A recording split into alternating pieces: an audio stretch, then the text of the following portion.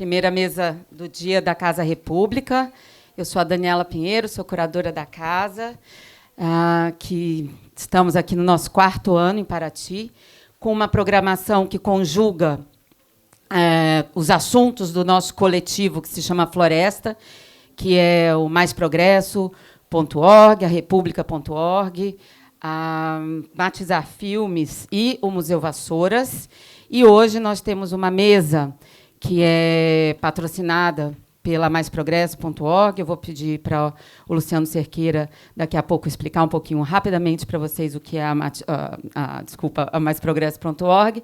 E hoje é uma mesa sobre um tema que normalmente as pessoas acham muito estranho ter na Flip, né? Assuntos econômicos, financeiros, tributários, mas a gente já está com uma experiência de que é uma das mesas que mais enche aqui, que é aquele negócio assim, o que eu tenho a ver com isso, né? Como que a reforma tributária, que é uma coisa que a gente escuta e ouve, e lê todo dia, realmente impacta na nossa vida? Ou como se faz uma reforma no Brasil?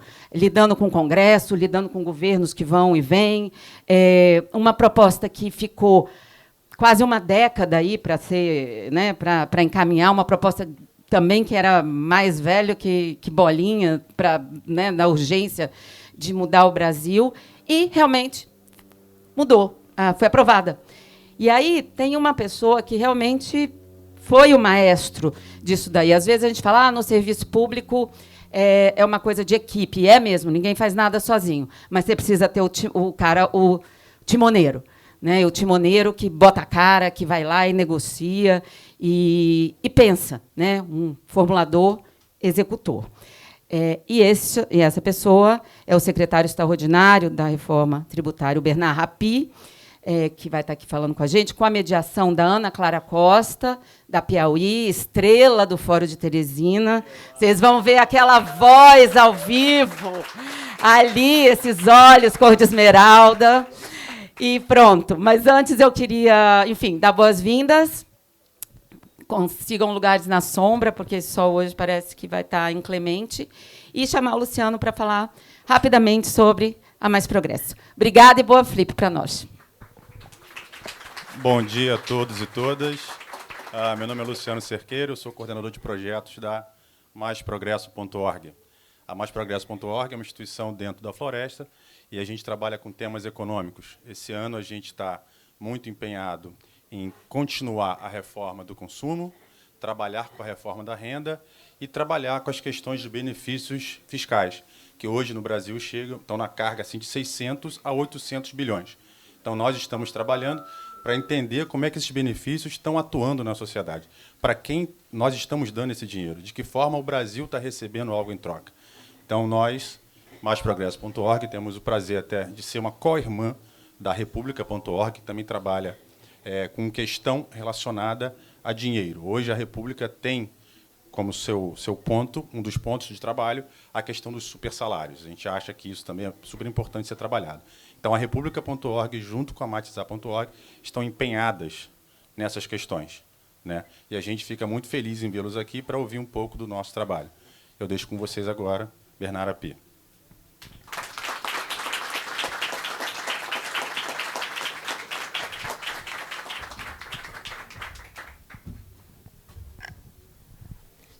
Oi, gente, bom dia. Muito feliz de estar aqui mais uma vez, mais um ano, na Casa República. Obrigada, Daniela, ao Guilherme, pelo convite.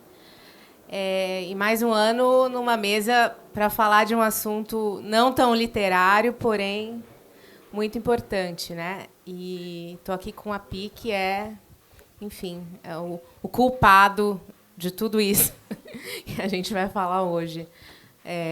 Enfim, a reforma é uma coisa que as pessoas têm dificuldade em trazer para a própria vida, né? Entender o benefício disso. Eu acho que a gente tem esse desafio aqui hoje de tentar, enfim, facilitar essa compreensão, né?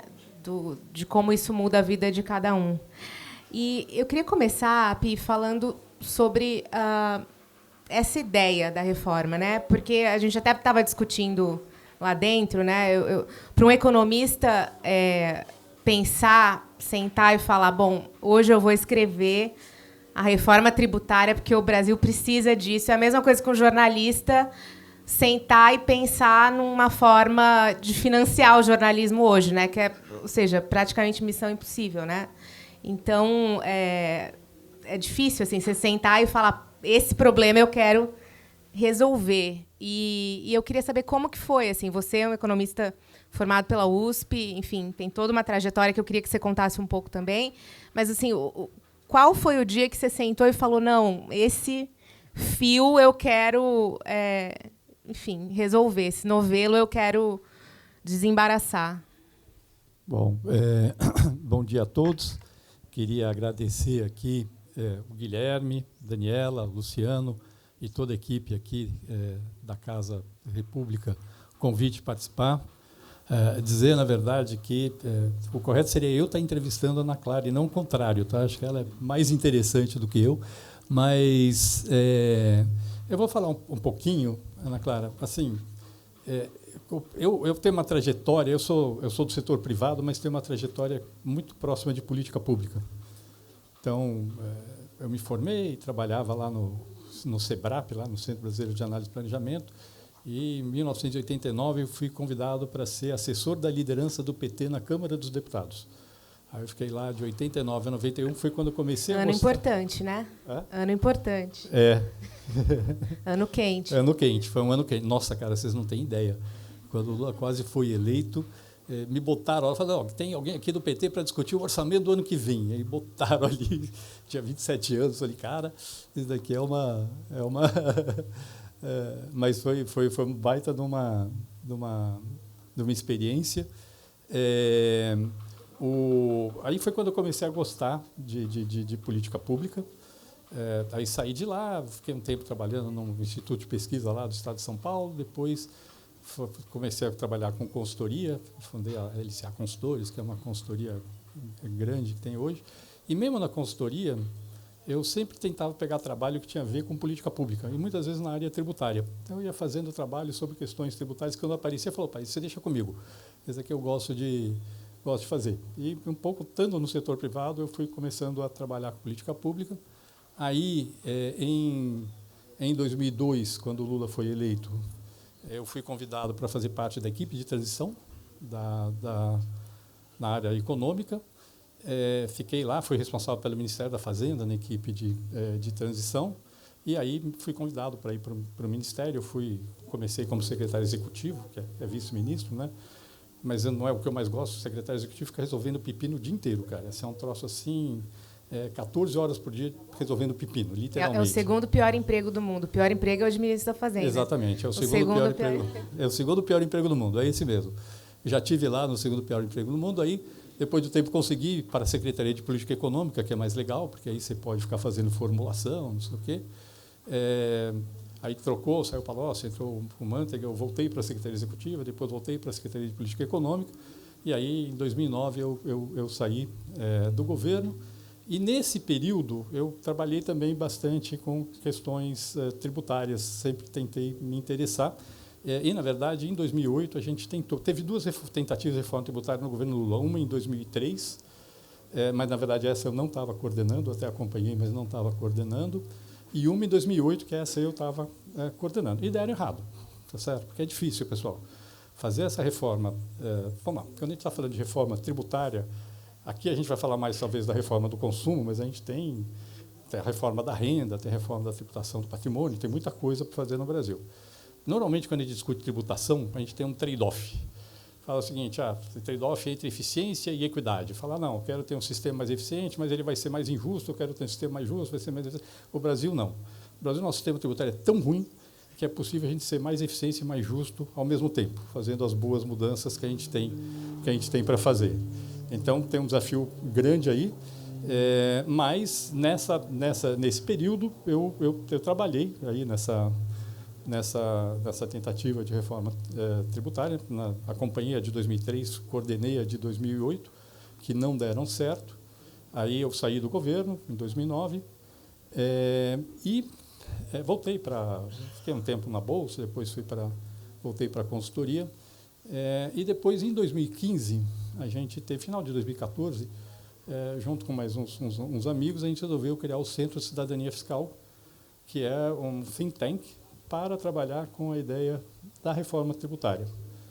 E esse foi uma coisa bem interessante, que foi falar o seguinte, olha,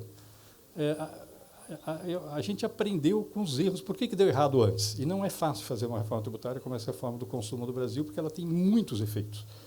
Ela afeta, ela tem efeitos setoriais muito grandes, porque você tem setores que se beneficiam, outros que se prejudicam. Na hora que você corrige distorções, toda vez que tem distorção, alguém está se beneficiando da distorção. No geral, é ruim para o todo, mas algum setor, alguém está se beneficiando da distorção, e ela tem efeitos setoriais relevantes e tem efeitos federativos importantes. Por exemplo, na hora que você vai fazer um IVA, depois a gente pode falar um pouquinho mais, vai migrar a tributação para os destinos, redistribui a receita entre todos os entes da federação. E isso gera muita resistência, porque tem os que ganham, os que perdem, obviamente, como sempre, quem perde faz muito barulho, quem ganha fica quieto. Então, era um tema bem desafiador de fazer. Isso que vocês começaram a desenhar em 2015 já era uma continuação do que foi em 2008, que não deu certo? Vocês jogaram tudo no lixo e começaram do zero? E também queria saber se em 2008 você recebeu esse pedido do governo para fazer ou se foi uma iniciativa sua? Bom, 2008 foi os dois. Eu quis fazer e o ministro bancou, então, e o presidente bancou. Então foi uma ação de governo, mas foi por quem quis colocar o tema na pauta fui eu. E a reforma de 2000, que a gente começou a trabalhar no Centro de Cidadania Fiscal em 2015, ela foi muito desenhada em função para tentar mitigar as resistências que dificultaram as experiências de reforma anterior. Então, ela tem uma transição para, sobretudo no caso do ICMS, por causa que tem muito benefício fiscal, é muito difícil chegar do dia para a noite e falar que acabou o benefício fiscal, é muito difícil fazer isso. Então, ela tem uma transição, no caso do ICMS e do ISS, e ela tem, sobretudo, uma transição muito longa na distribuição da receita para os estados e municípios. Então, a reforma mexe, sim, bastante na distribuição da receita entre estados e municípios, mas a gente desenhou de um jeito que tem uma transição de 50 anos para que esse efeito apareça. O sistema tributário muda, a mudança termina em 2033. Tá? Então, a reforma tributária, do jeito que ela foi aprovada agora, ela começa em 2000. O ano que vem é um ano de teste, 2026, 2027 muda os tributos federais, então extingue PIS/COFINS, zera a alíquota de quase tudo do IPI e cria a CBS, que é o Imposto sobre Valor Adicionado Federal, com a contribuição sobre bens e serviços, cria o imposto seletivo, que incide sobre produtos nocivos à saúde e meio ambiente. Depois de 2029 a 2032, vai reduzindo a alíquota do ICMS, que é estadual, e do ISS, que é municipal, vai criando o imposto que é dos estados e municípios. 2033 muda, acaba a transição. Em janeiro de 2033 mudou o sistema tributário. É uma transição, mas aí por que essa transição mais longa? Como eu falei, por causa da questão setorial, que você tem que dar um tempo para os setores se adequarem à reforma tributária. Mas a reforma tributária, o imposto, ela tem dois tributos, tá? A CBS, que é um imposto sobre valor adicionado da União, e o IBS, que é um imposto sobre bens e serviços, que é dos estados e municípios. E é de competência conjunta dos estados e municípios. E esse imposto ele é cobrado através de uma forma centralizada, através de um comitê gestor do IBS, que vai ser gerido conjuntamente pelos estados e municípios. E aí, por que tem essa cobrança centralizada? A gente consegue fazer um esquema de distribuição da receita arrecadada, em que uma parcela decrescente ao longo do tempo é distribuída conforme a participação de cada ente na receita atual, e uma parcela crescente é distribuída do jeito que é o resultado da reforma tributária. Isso é feito ao longo de 50 anos. Então, com isto, você consegue fazer com que o efeito nas finanças dos estados e municípios seja muito diluído no tempo, e isso mitigou muito a resistência dos estados e municípios à reforma tributária. Porque o governador não vai perder a popularidade agora, né? Vai ser só o governador daqui a 50 anos. Né? Na verdade, nem isso, porque como a reforma tributária faz a economia crescer mais, o efeito final é positivo mesmo para quem perde participação do bolo, entendeu?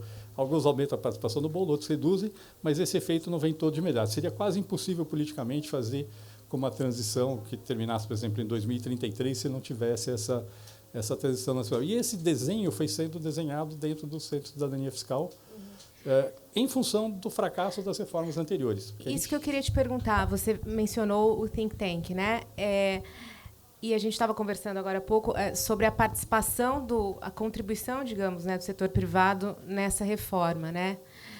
Eu queria ter um pouco uma ideia do quanto o setor privado contribuiu neste momento, não depois que veio todo mundo pedir exceção, mas no momento da formulação. Qual foi a contribuição, de fato, do setor privado? E se isso não acabou também gerando um problema de ser uma coisa muito pensada pelo setor privado, em certa medida, já que, enfim, é uma coisa que tem um interesse público, né, no fim? Na verdade, assim, o Centro de Cidadania Fiscal ele é financiado por grandes empresas. Então, sim, tem empresas que estavam interessadas na reforma tributária, mas ele tem de forma muito clara no Estatuto que ele não está lá defendendo o interesse de nenhum setor, nenhuma empresa, e não vai fazer nenhuma mudança que reduza o grau de competitividade na economia brasileira. Então, não vai favorecer setor nenhum. Isso está muito claro dentro do Estatuto. E as empresas estavam interessadas porque o sistema tributário que a gente tem hoje, ele prejudica muito o crescimento do país, por vários motivos. Ele prejudica pela complexidade. A gente hoje no Brasil tem um sistema de tributos sobre produção e consumo e comercialização e consumo de bens e serviços, que é o mais complexo do mundo hoje, com certeza. A Índia tinha um que talvez fosse tão ruim quanto o Brasil, mas já fez a sua reforma. E isso é custo para as empresas, é o famoso peso morto. Sim, tem empresa no Brasil que tem 200 empregados para cuidar de burocracia tributária. Não estou brincando, literalmente burocracia tributária, sobretudo ICMS, a bagunça que é o nosso sistema tributário atual. O sistema tributário atual, por uma série de falhas, acaba tributando investimentos, acaba tirando a competitividade da produção nacional, e a reforma tributária corrige isso. E o sistema tributário atual, ele gera muita distorção na forma de organização da economia. Então, vários exemplos, sei lá, vai montar um centro de distribuição no Brasil, você monta o centro de distribuição onde você tem o melhor benefício fiscal, aumentando o custo de logística. Pessoal, não estou brincando, não. É super comum no Brasil uma mercadoria sair do estado A, ir para o estado B para ganhar o benefício fiscal e voltar para o estado A. E tem caminhão fazendo isso o tempo inteiro. Obviamente, a gente vê que é maluquice que é o nosso sistema tributário. Tem casos, inclusive, que faz triangulação. Vai do estado A para o estado B, para o estado C e volta para o estado A para poder pagar menos imposto. Literalmente. Quando você compra uma coisa na internet, geralmente vem de Extrema, em Minas Gerais. Né? Eu fico pensando que tanta indústria tem Extrema, né? Aí depois fui descobrir que era a indústria da desoneração. É mais ou menos por aí mesmo. Não, e assim, é uma maluquice, pessoal. Assim, e tem outros efeitos muito grandes. Por exemplo, você vai construir um prédio aqui no Brasil. Se você construir um prédio de concreto armado, em que você usa pouco insumo e agrega muito valor no canteiro de obras, aí você vai pagar sobre o valor agregado no canteiro de obras, vai pagar ISS, que é com alíquota de 2% a 5%, e PIS/COFINS cumulativo com uma alíquota de 3,65%. Aí eu quero fazer o mesmo prédio com uma estrutura pré-fabricada. Aí eu agrego o valor na fábrica e não no canteiro de obra, porque eu levo a estrutura pronta e monto no canteiro de obras. Só que aí paga ICMS, aí depende, o ICMS tem para tudo quanto é gosto, mas sei lá, uma estrutura metálica em São Paulo paga 12%. E paga aí PIS/COFINS não cumulativo, que é 9,25% alíquota. Então, é mais de 10% mais caro construir um prédio com estrutura pré-fabricada do que um prédio com concreto armado. E aí o que acontece? A gente acaba distorcendo a forma de fazer a produção. Então, pensa que eu tenho... Então, é por isso que os prédios estão assim hoje em dia? Na verdade, assim, tem muito país que tem esse tipo de distorção, tá? Mas os países que não têm, tipo os Estados Unidos, não tem esse tipo de distorção. Lá é tudo pré-fabricado, um monte de coisa pré-fabricada. Vai para Reino Unido. Reino Unido não tem essa distorção. Eles têm muito mais construção com estrutura pré-fabricada que outros países. E aí, quando você gera essa distorção, o que acontece? Pensa assim, eu tenho uma quantidade de trabalhadores e de capital. Com a mesma quantidade de trabalhadores e capital que eu construo, vamos dizer assim, 10 prédios com concreto armado, talvez eu pudesse fazer 11 prédios com estrutura pré-fabricada. Só que o sistema tributário me leva a fazer 10 prédios em vez de fazer 11 prédios. Isso, pessoal, é perda de produtividade. Aí a sua pergunta é, olha, o setor privado, pelo menos uma parte importante do setor privado, falou, olha, se a gente corrigir essas distorções, é bom porque o país cresce mais e eu me beneficio. Tá certo? A reforma tributária aumenta muito a competitividade das empresas brasileiras, que é bom do ponto de vista geopolítico, inclusive, tá, pessoal? Porque assim, o Brasil hoje é muito pouco competitivo nas suas exportações, sobretudo de produtos industrializados. Então, essas empresas resolveram bancar essa ideia de fazer a reforma tributária. Mas não é uma agenda de setor privado, não é uma agenda para o Brasil, não é uma agenda do setor privado, mas sim, teve sim um interesse do setor privado nessa agenda que acabou viabilizando esse trabalho do Centro de Cidadania Fiscal, que acabou resultando na reforma tributária. Agora, nessa redução, digamos, né, do custo econômico para as empresas, né, você sempre fala nas entrevistas que você dá que isso tem um impacto deflacionário, né? Pode ter um impacto deflacionário, né? Tem assim setores que você acha que esse impacto será maior? Porque também a gente sabe que às vezes a empresa reduz o custo dela e ela usa essa economia com a redução do custo para outras coisas que não repassar para o preço, né? Capitalismo, né, pessoal? Então, assim, tem alguns setores que você acha que vai ser mais esse impacto no preço talvez seja mais relevante, assim, não sei. É difícil de falar, tá, Ana? Assim, tem setores que vão ter... tem uma questão geral, que é uma redução de custos por conta de tornar mais eficiente. Eu falei, essa coisa, por exemplo, a hora que eu tiro essa distorção que leva você a escolher um jeito de construir um prédio e não outro jeito de construir um prédio, isso reduz custo na hora de construir um prédio. O quanto disso vai ser repassado para o consumidor vai depender muito da estrutura de mercado. Então, mercados mais competitivos tendem a repassar mais esse ganho para o consumidor, mercados menos competitivos tendem a repassar menos. Mas, no geral, a redução do custo burocrático, esse aumento de eficiência, a própria redução do custo do investimento, porque a reforma tributária vai reduzir bastante o custo do investimento, tendem a tornar, certamente uma parte disso tende a repassar para o preço. Provavelmente mais até do que redução de alíquota. Isso tende, pelo menos no longo prazo, isso tende assim ter um impacto deflacionário. No curto prazo muda preços relativos, mas no longo prazo acho que sim, o impacto tem uma tendência de ter um impacto deflacionário. Agora, Api, no governo Bolsonaro, o Paulo Guedes ele tinha uma ideia de reforma tributária que era a ideia do Marco Sintra, que era o secretário da Fazenda dele, né? E o Rodrigo Maia, que era presidente da Câmara naquela época, defendia a sua reforma, que já estava sendo gestada, né, como você mesmo disse, desde 2015. E teve uma confusão naquela época, uma disputa mesmo, né, de poder ali entre o Rodrigo Maia e o Paulo Guedes, e, no fim, reforma nenhuma foi para frente, enfim, não deu nada certo. Mas queria que você contasse um pouco como é que foi esse período, assim, até que ponto você participou disso naquela época, como foi a briga. E outro ponto também, naquela época, o Arthur Lira, que também era presidente da Câmara, era contra a reforma tributária, e aí uma mágica aconteceu, né, que a gente não sabe bem qual é, que ele passou a defender e fez a reforma passar, né? Enfim. Porque caminhos a gente não sabe, mas fez ela passar. Então, eu queria que você contasse um pouco desse...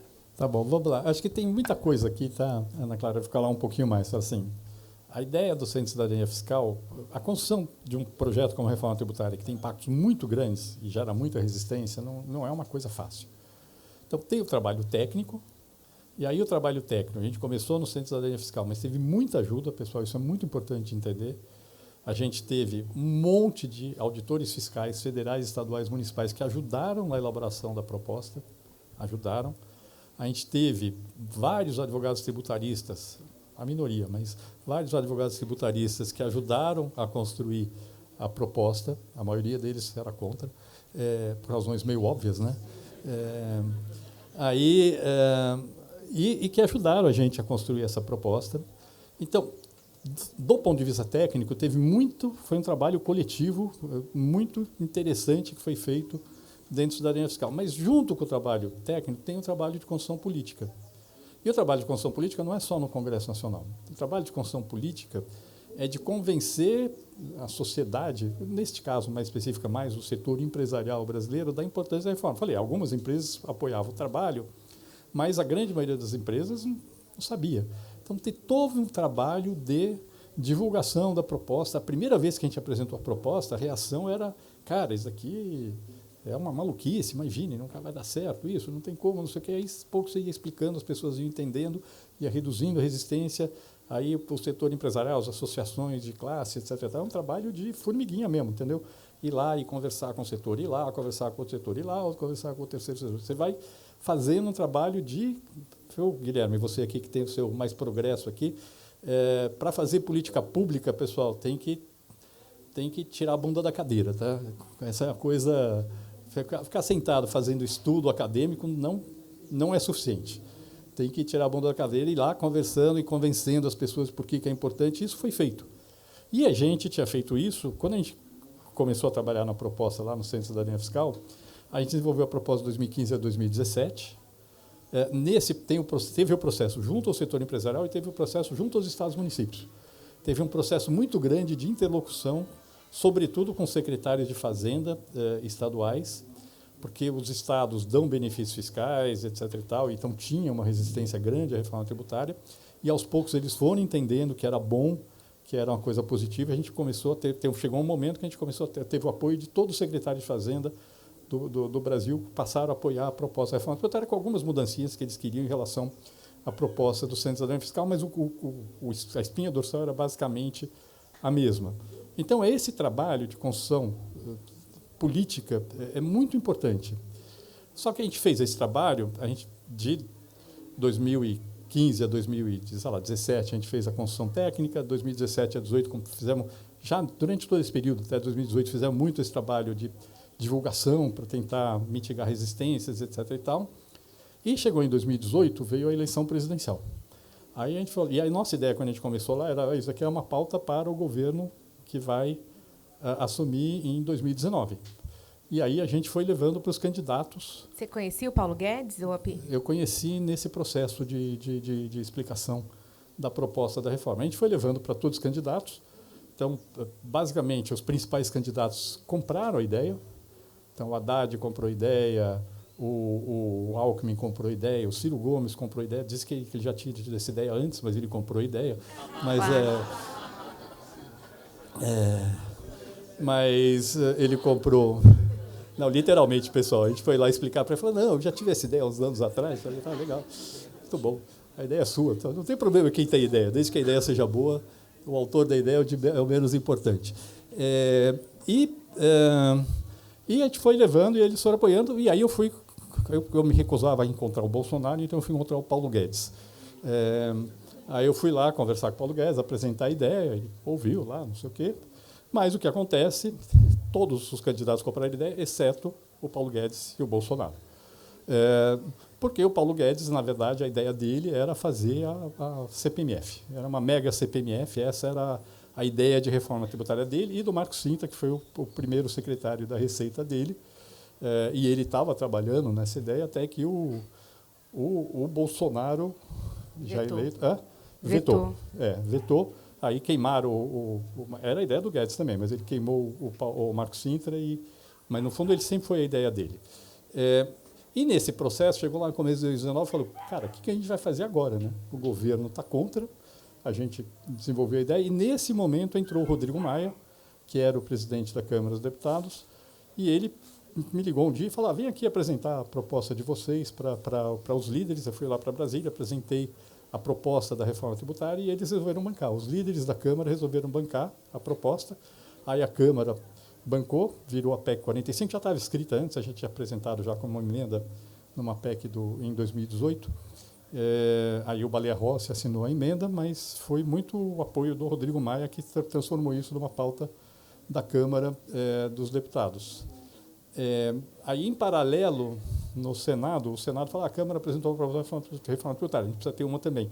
Então, porque ela brota assim da árvore, né? Isso. Mas aí tinha uma proposta do deputado Luiz Carlos Raul, que não tinha sido reeleito, mas que o Senado comprou e virou a PEC 110 do Senado Federal. Então, tinha a PEC 45 da Câmara, a PEC 110 no Senado Federal.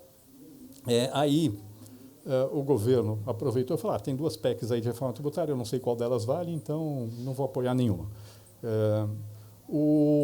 Nesse processo, em 2019, avançou a discussão na Câmara, passou lá na Comissão de Constituição e Justiça, criou a comissão especial, e o projeto avançou.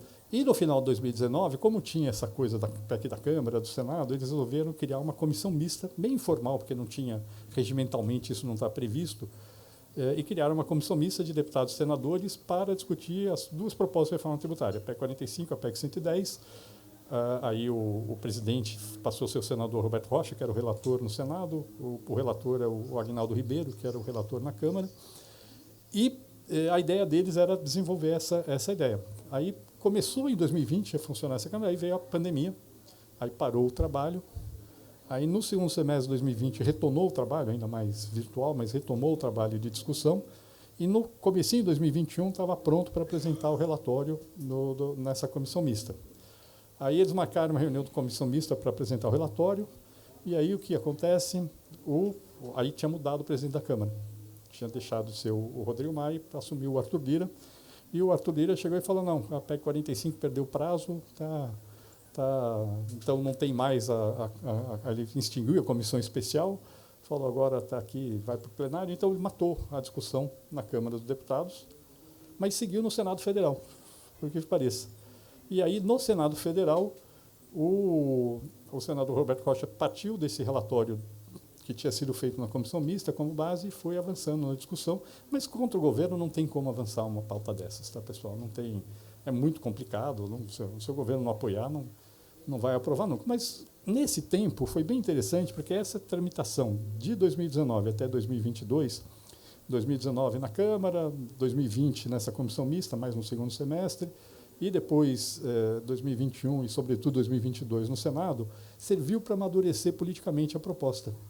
Então, ela serviu para o pessoal entender melhor o que era e ver quais eram onde tinha que fazer, onde tinha muita resistência, quais eram algumas concessões que tinham que ser feitas para poder viabilizar politicamente. Então, amadureceu. Foi bem interessante que, embora tenha dado errado, porque a ideia era ter votado isso naquele governo, esse período não foi um período perdido, foi um período que serviu muito para amadurecer a discussão no Congresso Nacional e da reforma tributária. E fez com que ela fosse votada, de certa forma, rapidamente no início do governo Lula, talvez? Isso, exatamente. E aí, aí o Lula foi eleito no final de 2022. Você trabalhou na construção do programa junto com a Haddad?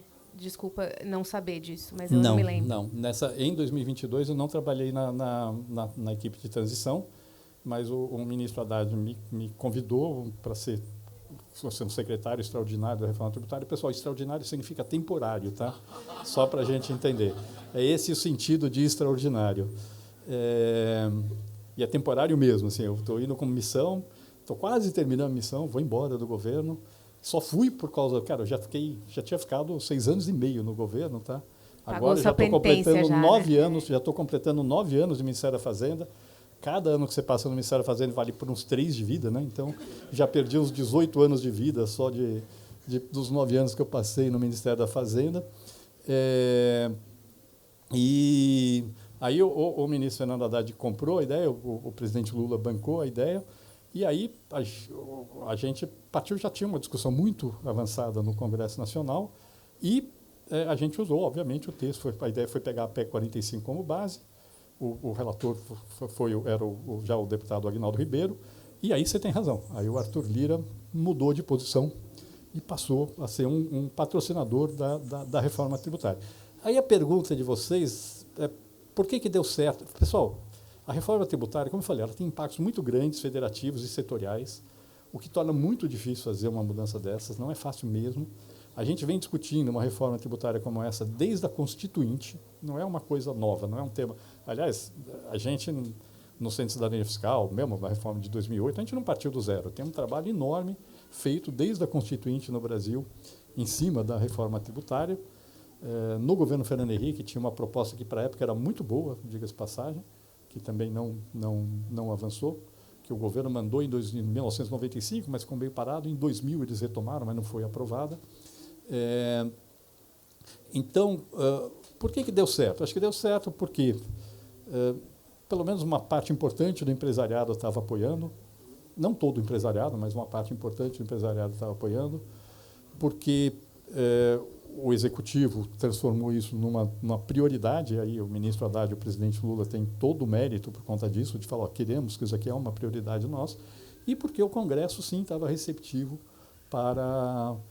vamos ser bem claros, pessoal, se não tivesse esse apoio no Congresso, não seria possível aprovar uma reforma que mexe tanto o setor, assim, mexe tanto na federação. Então, foi uma conjunção de fatores. Acho que tudo tem seu tempo, tá, Ana? Acho que a reforma tributária chegou no seu tempo. Talvez se a gente tivesse feito o mesmo processo 15 anos atrás, teria dado errado. Tá certo? Agora deu certo. Tem umas coisas que a gente tem que reconhecer também. A gente tem mérito, mas também tem o momento, foi o momento certo, tá certo? Acho que isso foi uma coisa importante para ter funcionado. E aí, sim, aí, em 2023, aprovou no Congresso Nacional a emenda constitucional, a PEC 45 virou a emenda constitucional 132, que é a da reforma tributária do consumo.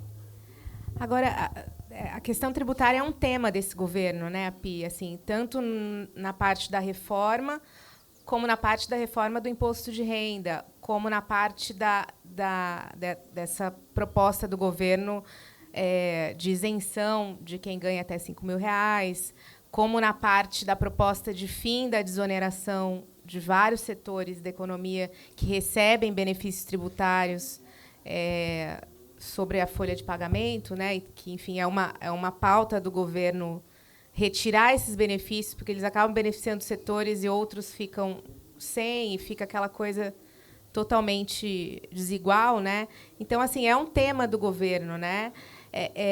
E discute-se hoje muito, coisa que era impensável anos atrás, a questão da tributação dos mais ricos e tudo mais.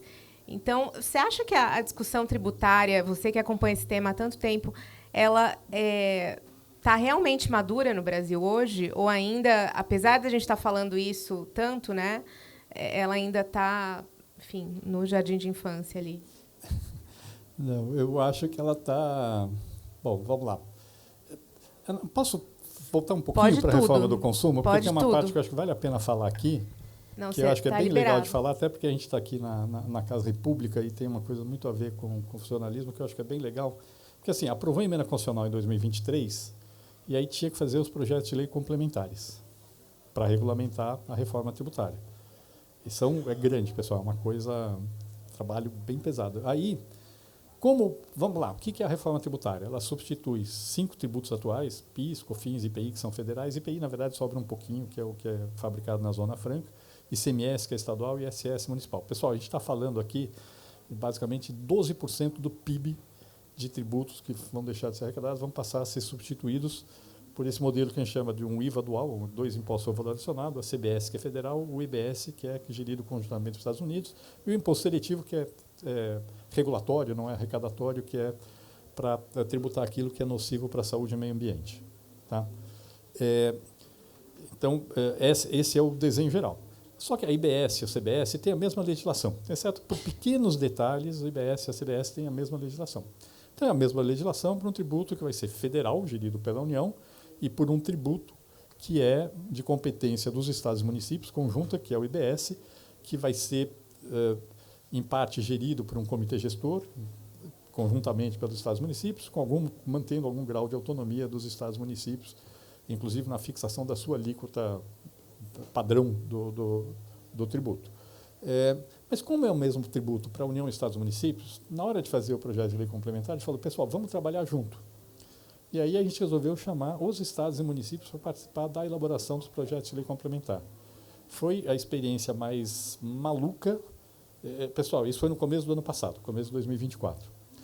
Olha, eu trabalhei muito na minha vida, mas eu nunca trabalhei tanto quanto no começo de 2024. Como o escopo é muito grande, a gente montou 19 grupos de trabalho técnicos. A minha equipe, que é minúscula lá na Secretaria da Reforma Tributária, que eram, na área técnica, 9 pessoas, a minha equipe coordenou os 19 grupos de trabalho, cada um coordenava um, e em cada grupo de trabalho tinha representantes da União, dos estados e dos municípios. E a gente montou uma comissão de sistematização, essa eu coordenava, mas com, sei lá, tinha 5 secretários de fazenda estaduais, tinha o pessoal e para fazer a coordenação tinha um grupo de apoio quantitativo, um grupo de apoio jurídico para esse trabalho. E, pessoal, o pessoal tinha literalmente mais de 300 pessoas trabalhando na elaboração. A ideia original era fazer um projeto de lei complementar, aí por razões políticas a gente acabou dividindo em 2, tinha uma parte que estava mais avançada, outra estava um pouco mais atrasada, o Congresso fazendo uma pressão para a gente mandar logo, então a gente separou em 2. O PLP 68, que é as normas gerais do IBS-CBS, todas as questões setoriais, toda a parte geral está nesse, e o PLP 108, que trata das questões específicas de estados e municípios. Então, trata do comitê gestor, da governança, da composição, da distribuição da receita para os municípios, são coisas específicas de estados e municípios. E esse trabalho, ele surpreendentemente deu muito certo. Porque 300 pessoas tinha tudo para dar errado, né? 300 pessoas tinha tudo para dar errado. Pessoal, não vazou nada. Nada. Se vocês terem uma ideia, jornalista não gosta muito disso, mas não vazou nada, cara. A gente trabalhou... que é tão complicado que até o jornalista... Não, pessoal, tinha 300 pessoas trabalhando, nos 19 grupos de trabalho, todo mundo dando sangue, todo mundo, as 300 pessoas se matando de trabalhar, todos os 300, eu não estou brincando. Essa semana mesmo, por acaso, eu fui agora, quarta-feira, eu fui num congresso de auditores municipais em Ribeirão Preto. E óbvio que eu não conhecia todos os 300 que estavam trabalhando, porque era impossível. E aí, de repente, uma pessoa que estava lá falando, estava assistindo a palestra, e falando, eu participei do grupo tal, se chama, pelo menos, tem GT1, GT2, GT3, por aí vai, do grupo, e ele falou, literalmente, eu não conhecia ele, ele falou, olha, isso aqui foi uma das experiências mais recompensantes da minha vida, e eu vi o meu trabalho refletido no projeto de lei que saiu, e, de fato, fez diferença eu ter participado disso. E, assim, a gente tem uma experiência de federalismo cooperativo, que é uma coisa que o Brasil não está acostumado a fazer, vamos ser bem claro, que deu certo. E, pessoal, os projetos de lei que saíram melhores do que se eu tivesse feito um petit comitê de 10 pessoas para escrever esses mesmos projetos de lei. Se eu tivesse chamado 10 especialistas para escrever os projetos de lei, teria saído pior do que saiu o resultado de trabalho com 300 pessoas trabalhando em 19 grupos de trabalho. É verdade, deu muito trabalho. No finalzinho, as pontas soltas que sobraram, a gente juntou com essa comissão de sistematização, tivemos 10 dias de imersão, aí sim, presencial, a maior parte dos grupos era virtual. A gente teve 10 dias de reunião presencial para poder amarrar as pontas soltas que tinham sobrado, e deu muito, muito, muito certo. Assim, é uma coisa muito legal. E aí, Guilherme, a preocupação de vocês com essa questão... Cara, a gente tem servidores públicos muito bons no Brasil, muito bons, e às vezes inesperados. Por exemplo, a gente estava, um dos grupos era de serviços financeiros, tributação de serviços financeiros, que é um problema, porque não tem nenhum país do mundo que tem um bom sistema de tributação de serviços financeiros pelo IVA. Não tem referência internacional. E aí, nesse grupo, tinha um auditor aqui do estado de São Paulo que estava fazendo a tese de doutorado dele sobre tributação de IVA em serviços financeiros. E o cara é o cara que mais entende do assunto no Brasil. E, de repente, estava lá. Ele lá e era um auditor estadual que estava trabalhando. E todo mundo se dedicou muito nesse processo. Assim, pessoal, a gente tem servidores públicos muito bons no Brasil e a gente tem que saber respeitar e admirar o trabalho deles. Então, essa foi uma experiência ultra gratificante. Assim, falar, a reforma tributária deu certo, sim, óbvio que isso é bem gratificante, mas esse trabalho de um monte de gente trabalhando junto para fazer uma coisa que é boa para o país foi um trabalho dos mais gratificantes que eu já tive em toda a minha... Acho que o mais gratificante de toda a minha vida. Muito legal mesmo esse processo. Óbvio, quando vai para o Congresso, tanto a emenda constitucional como depois os projetos de lei complementar, aí entra a política, entre os lobbies, aí, bom, é da vida, pessoal. Aí, democracia, né? Democracia, exatamente. É ruim, mas é bom. É muito melhor do que todas as alternativas, tá certo? É complicado, ruim não é, mas é complicado, mas é bom. É isso. É democracia, faz parte, a gente tem que estar preparado para isso. Mas, assim, aprovou, né, o PLP 68 foi aprovado no final de 2024, virou a Lei Complementar 214, e o PLP 108 foi aprovado no fim do ano passado na Câmara, tá, no Senado Federal. Acho que agora, em agosto, volta no Senado, aí volta para a Câmara, que só aceita ou rejeita as mudanças feitas pelo Senado. Então, acho que logo vai ter virado a lei complementar. E aí meu trabalho acaba, tá? Só para dizer, a minha parte do trabalho, agora a bola está passando para o Comitê Gestor e para a Receita Federal. Agora, falando nesse aspecto político, né, muitos setores, quando esse projeto foi para a Câmara, obviamente, muitos setores, lobbies de muitos setores foram na Câmara tentar conseguir ali algum benefício dentro da reforma, né? E eu acho que tem setores que conseguiram, né? E setores que não conseguiram. Eu queria saber se você podia falar de setores, por exemplo, que não conseguiram, enfim, algum tipo de exceção ali, né, de benefício, e que tenham atuado para prejudicar a reforma de alguma forma, ou para atrapalhar, entendeu? Por não ter conseguido fazer valer, na verdade, a sua influência na Câmara, por exemplo. Tá. Bom, na verdade, durante a tramitação da emenda constitucional, a gente fez uma opção de colocar na emenda constitucional todos os benefícios fiscais, setores favorecidos, estão previstos na emenda constitucional. Tem custos e benefícios a vantagem, essa opção. A vantagem é que você... como é que eu vou falar? A vantagem é que você limita a pressão setorial durante a tramitação das leis complementares. A desvantagem é que você amarra na Constituição coisas que, a rigor, não deveriam estar na Constituição. Mas foi a opção que foi feita. Então, obviamente, durante a tramitação da emenda constitucional apareceram setores, alguns que já eram esperados mesmo, vai ter alíquota reduzida para a educação, para a saúde, etc. e tal, sei lá, hotel, restaurante, todas essas coisas aparecem lá. Teve uma discussão, a nossa ideia era, no início, era não ter uma cesta básica, era ter alíquota reduzida para alimentos, mas não uma cesta básica. E aí veio a Associação Brasileira de Supermercados, junto com a Associação Brasileira de Indústria de Alimentos, começaram a fazer uma pressão, dizendo vai subir a tributação da cesta básica. A nossa ideia era não ter tributação da cesta básica, mas tem uma coisa que está prevista na reforma, que é o cashback. O cashback é a devolução do imposto para as famílias de baixa renda.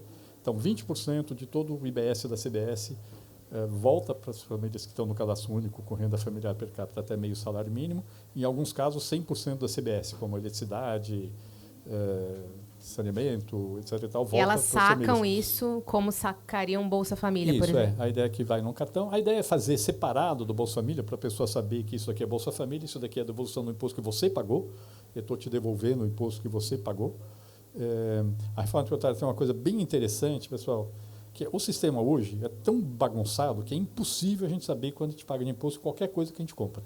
Impossível.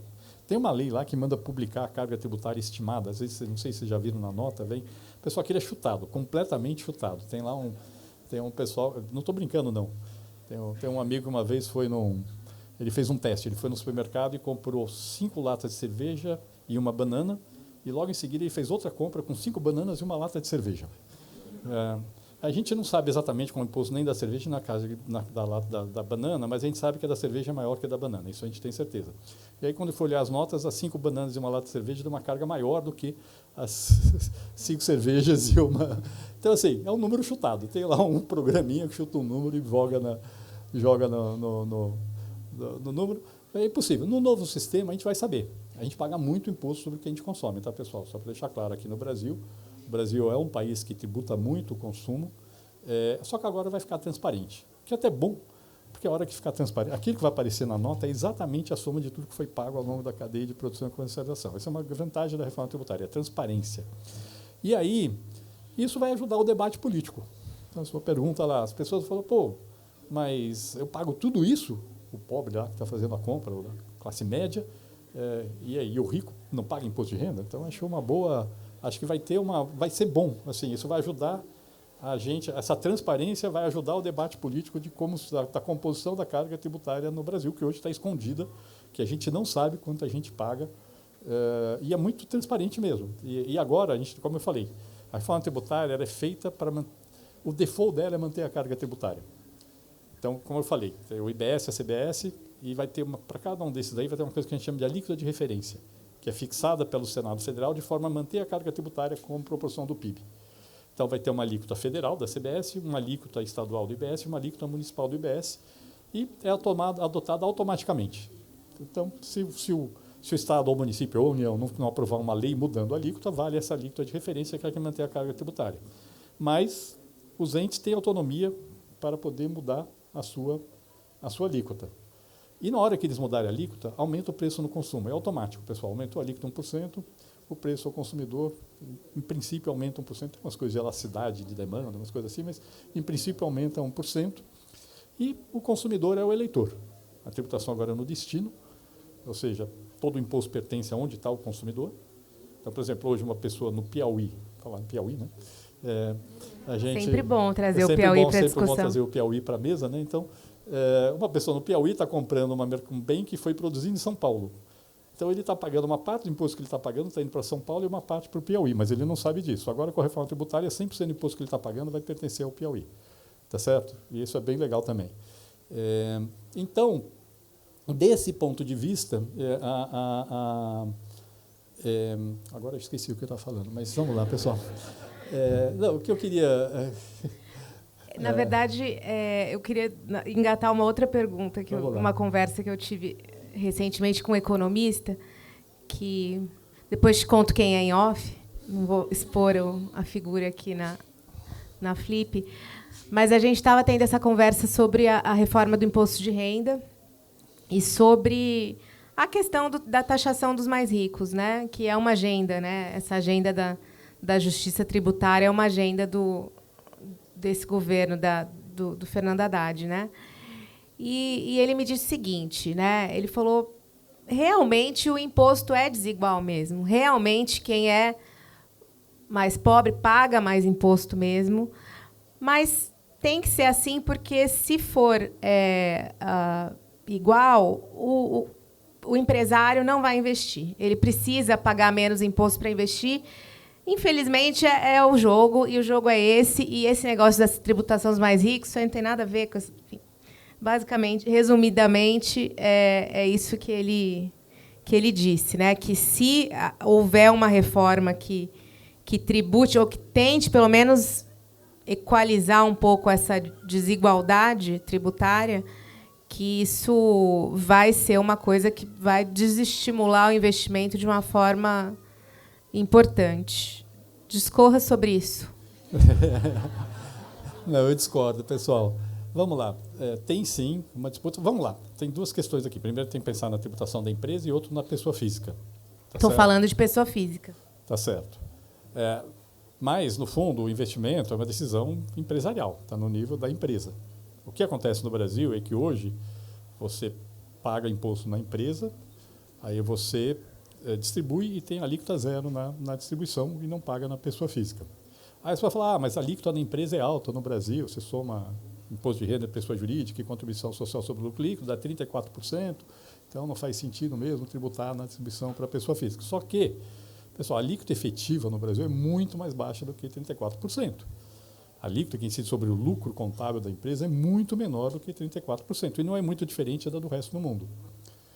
E mais, uma coisa é a empresa reinvestir o lucro e outra coisa é distribuir. E aqui no Brasil, vamos ser bem honestos, pessoal, assim, eu distribuo o lucro, a pessoa vai reinvestir? Não, aqui no Brasil, mesmo o rico gosta de consumir bastante, essa aqui é a verdade, pessoal. Por que então eu vou distribuir para o cara consumir e não tributar? Então, e tem uma percepção de desigualdade mesmo. Assim, a pessoa que recebe tudo de distribuição de dividendo não paga imposto nenhum, a pessoa que recebe salário paga 27,5% de imposto de renda. Tá certo? O Valor Econômico fez um levantamento com base na Lei de Acesso à Informação com a tributação das pessoas que ganham acima de 100 milhões, de 200 milhões, de 300 milhões, 400, até 1 bilhão por ano. E né, nesse levantamento que eles fizeram, com base nesses dados reais, embora esses dados não tivessem o nome das pessoas, apenas a renda, quem ganha acima, tem uma rentabilidade acima de, falando de pessoa física, acima de 500 milhões, uma coisa assim, paga 2,5% de alíquota. Exatamente. Na soma do que paga. 1,7%. É isso. É baixíssimo. E aí, pessoal, e vamos ser bem claros, assim, não é só os super ricos, não. No Brasil, até os ricos pagam um pouco imposto de renda. Sei lá o que a gente acha de rico. Quem ganha 30 mil reais por mês, para o Brasil, é rico. Tá certo? Todo mundo acaba criando uma PJ, distribuindo lucro sem pagar imposto de renda. E, no fundo, você vai me dizer o seguinte, olha, eu vou ter menos investimento no Brasil? Não é verdade, não é verdade. O investimento, assim, a empresa que pode estar num país que é paraíso fiscal já está. As empresas que estão aqui é porque elas precisam estar aqui, porque é melhor para elas, é mais produtivo estar aqui, vamos ser bem claros. 2, o modelo que está sendo proposto de distribuição, de tributação, o que está sendo feito agora, ainda que seja uma coisa parcial, é uma coisa, está trazendo para a mesa uma questão de falar o seguinte, pessoas muito ricas no Brasil, mesmo somando o que ela pagou na empresa, pagam muito pouco imposto de renda quando é distribuído. Tanto é que o projeto que foi enviado fala o seguinte, olha, se a alíquota efetiva na empresa já for 34%, você não vai pagar nada na pessoa física. Você não vai pagar na soma do que você paga na empresa, o que você vai pagar na pessoa física, que pode chegar até 10% para as pessoas que ganham acima de R$100 mil por mês, não vai passar dos 34% que é a alíquota que está na empresa. Então, falar, se nossa empresa já paga os 34%, não vai pagar na pessoa física. Agora, se você paga 10% da empresa e distribui, vai pagar mais 10% na pessoa física, que ganha mais de R$100 mil por mês. Assim, na soma de tudo, quer dizer, as pessoas já pagam 2% hoje, vai pagar mais 8%, não é que ela vai pagar mais 10% sobre o que vai receber. Mas é o mínimo que está sendo proposto. E a gente está sendo trazida essa discussão de justiça social na distribuição do Brasil. Não vai ter efeito sobre investimento no Brasil, quero ser bem claro, acho que não vai ter uma redução de investimento no Brasil, não desses níveis. Tem mais coisa para fazer? Eu acho que tem uma agenda mais de longo prazo, mas eu acho muito importante ter trazido essa discussão para o Brasil nesse momento. E eu acho bem positivo a gente começar a fazer essa discussão. Só vou contar uma fofoca aqui, que é o que eu posso dizer.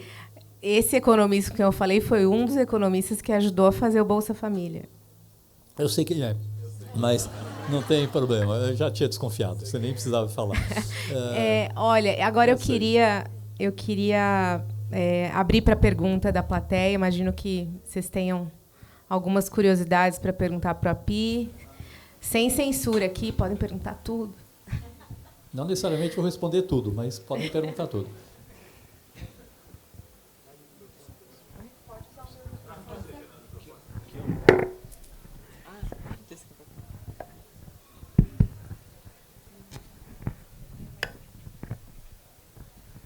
Oi, bom dia. A tributação de dividendos, tenho ouvido que vai ter muitos empresários que vão botar despesas que seriam da pessoa física na empresa. Então, assim, viagem, restaurante, tudo vai virar custo da empresa para escapar. Então, assim, ele vai precisar botar menos na conta dele, de pessoa física, para evitar pagar dividendo, e vai jogar isso para a conta das empresas, né? Muita gente fala que, sobretudo, a tributação de passagem aérea vai acabar entrando na conta das empresas. Como evitar essa distorção? E, sim, como você vê essa distorção? Não, na verdade, quando você passa a tributar a distribuição, existe o risco, que a gente chama, tem até um nome técnico, chama distribuição disfarçada de lucros. Então, você joga... Agora, tem restrições na lei, tá? Então, a pessoa que faz isso está correndo o risco de, pela lei, poder ser autuado porque está jogando despesa da pessoa física para dentro da empresa. Aliás, aqui no Brasil, a gente fiscaliza pouco isso por causa do nosso sistema que não tributa a distribuição. Se você for para outros países, um dos principais trabalhos do fisco nos outros países é exatamente ficar olhando se a pessoa física está jogando despesa pessoal para dentro da empresa e pegam. O Brasil vai ter que começar a fazer isso também. Então, você vai dizer, pode acontecer? Pode, mas tome cuidado, porque você pode ser autuado e pode ter que pagar. Paga o imposto, pessoal, não é tão ruim assim. É bom.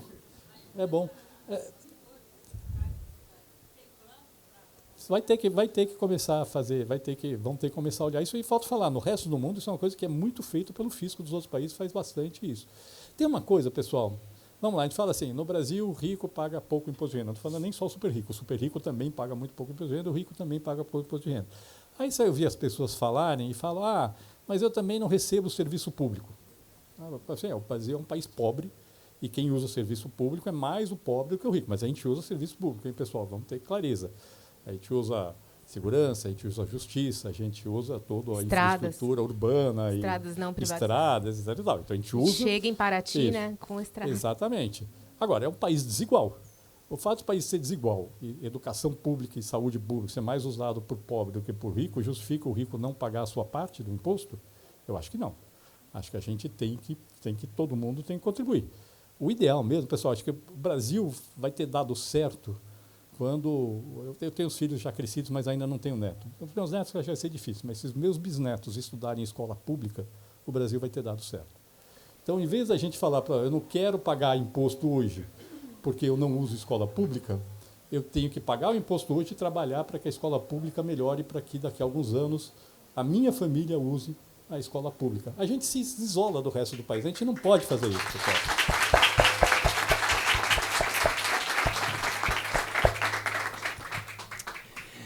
Muito obrigado por estarem aqui. Vocês dois ajudam muito essa discussão. Trabalho para maisprogresso.org, que é uma instituição dedicada a crescimento econômico e mais redistribuição de renda. Eu vou fazer aquela coisa muito mal educada, que é não fazer uma pergunta, fazer um comentário. A PI, você e o CECIF são uma referência para a gente na maisprogresso.org, pela dedicação de tempo, de qualidade técnica. Você nunca perdeu a estribeira em nenhum momento. Eu acompanhei você de perto nesse ano de 2024, que foi muito importante. Mas queria lembrar aqui também a importância da sorte, né? Porque tem que ter estrela. E vamos lembrar que o Arthur Lira pautou, a meu ver, a reforma tributária, porque o Breno Pires, hoje seu colega, na Piauí, então no estado de São Paulo, fez a matéria do kit robótica. Então ele usou aquilo ali como uma cortina de fumaça. E a Câmara votou em dezembro porque o Arthur Lira tinha um cruzeiro onde o Wesley Safadão ia se apresentar. Então, essa é uma anedota maravilhosa para a gente que está aqui na Flip dividir. Muito bom. A gente fez, o API liderou a maior transformação social, a maior vitória política econômica, da economia política no Brasil, desde o Plano Real, mas teve que ter muita sorte mesmo. Alguém mais tem? Não. Tem.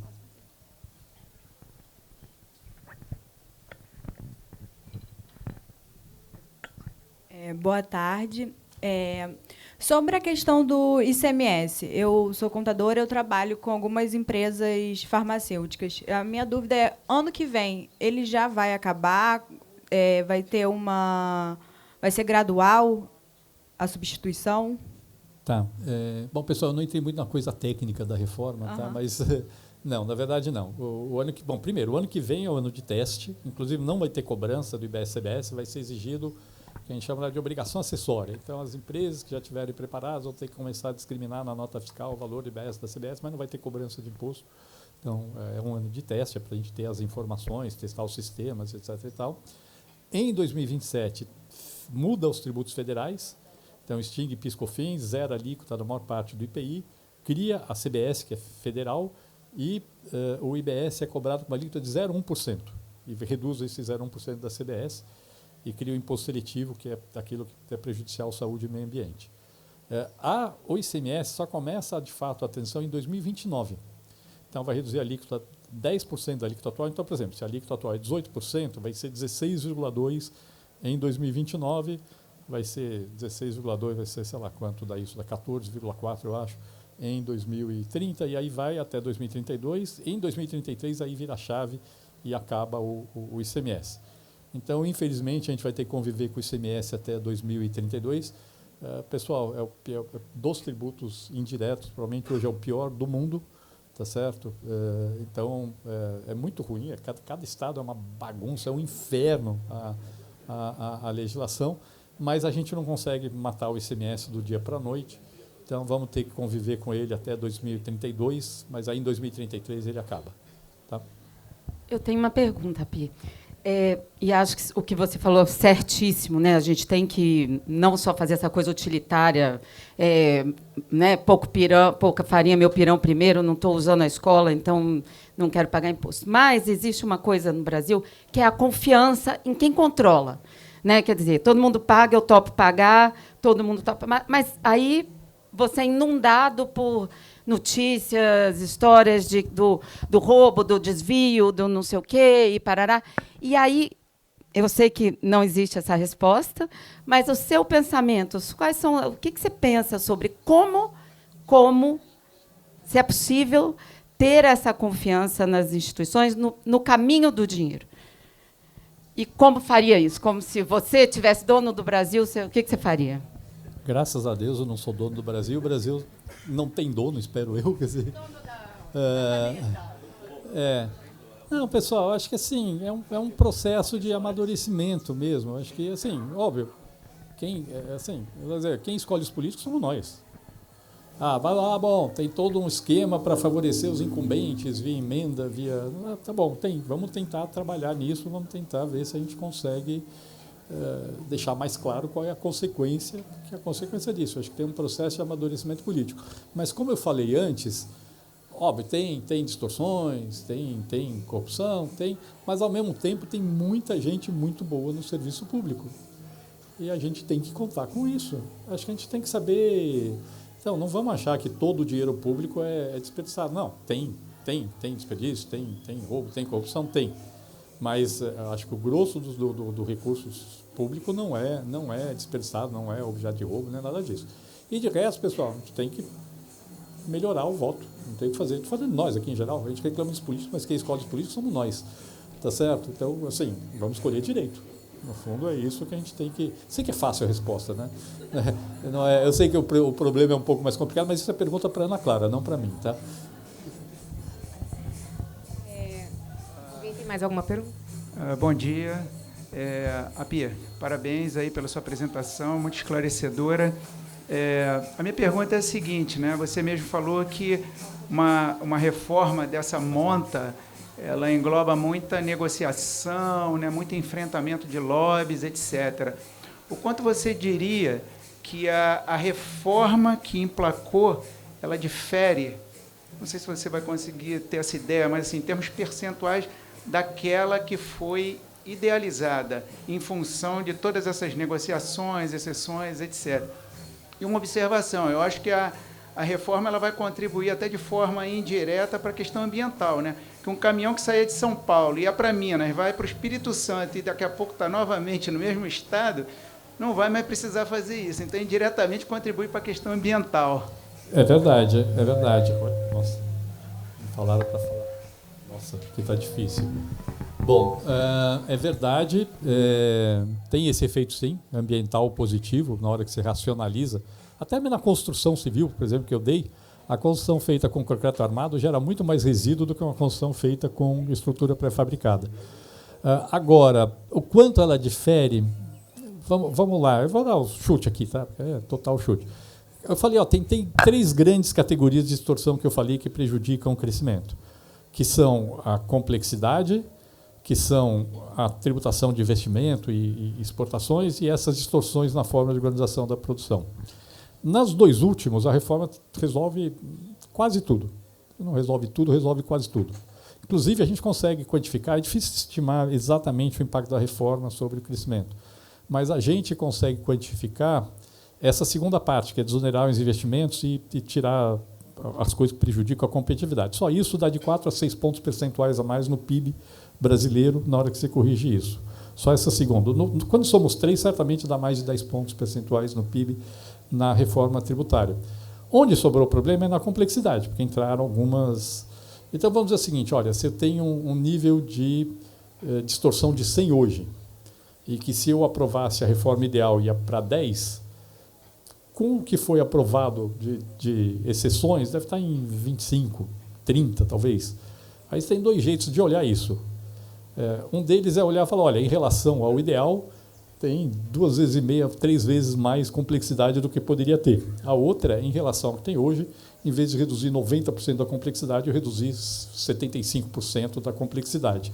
Então, você pode olhar o copo meio cheio ou meio vazio, mas é um avanço grande, sim. É um avanço bastante grande em relação ao que a gente tem hoje. Tá?